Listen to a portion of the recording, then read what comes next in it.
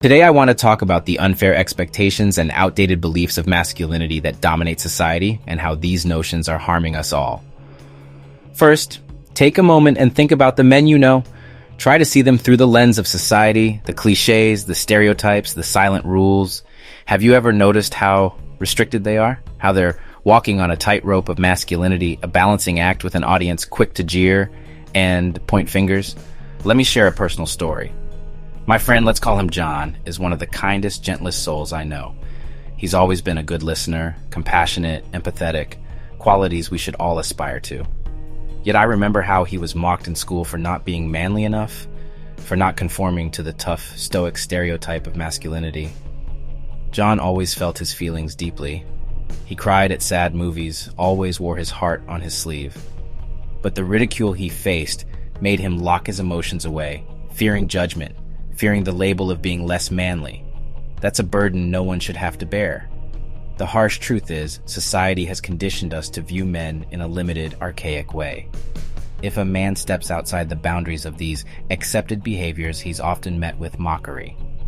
He's dubbed too soft, or not manly enough. He's called simp if he openly respects and supports women. These labels, this rigid framework of masculinity, is a trap. It's a disservice to every man trying to be true to himself. It's unfair to everyone who wants to understand and connect with men on a more authentic level. I am a future stepdad. I love my partner's child as if he was my own, even though taking on a role that was unfamiliar and daunting at first. I provide love, understanding, and guidance. Still, I often come across evil stepdad jokes among online spaces or other forms of content that echo the negative stereotypes of shitty stepdads we've all seen in movies and on TV. It hurts me, but I am sure it also hurts children of stepdads across the world. Sadly, when men show their caring side, their feelings or respect for women, they're often teased or looked down upon. They're called emasculated or simps. It's like men are caught in a no-win situation. They get flack for being too tough, and they're mocked for being too soft. Why do we call them simps? When did respect become something to laugh at? These views show us just how deep the problem goes. What does it say about our society when men can't express their emotions without being seen as weak? What does it mean when a man who respects women is considered less masculine? This rock in a hard place scenario is unfair. It's unfair to men, and it's unfair to everyone else too. We're missing out on the full range of what it means to be human, of what it means to be a man. Isn't it strange that a man showing feelings is seen as weak, not strong? Isn't it weird that when a man respects a woman, he's seen as less of a man rather than more? These twisted views are hurting us all.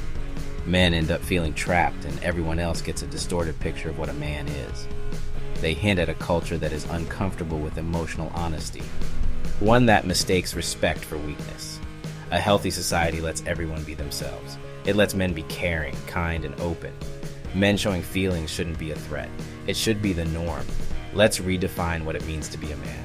Let's celebrate men who defy these age-old stereotypes, who are not afraid to express their feelings, who show respect and kindness. Let's honor the stepdads, the single dads, the men who stand up and provide love, care, and guidance to children. Whether they share their DNA or not. True strength lies not in the false facade of unfeeling toughness, but in the courage to be authentic, to be caring, to respect and value others regardless of their gender. Men are as diverse as the stars in the sky, each with their unique qualities.